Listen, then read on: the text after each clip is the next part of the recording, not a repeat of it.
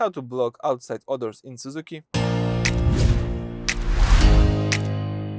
It's really easy. All you need to do is find this climate control panel, and here you need to find this button with U arrow. As you can see, the button first from the left. You just need to tap the left recirculation button, the car icon with the U-turn arrow. When driving through tunnels or behind smoky vehicles, it's the best way to keep yourself away from the odors.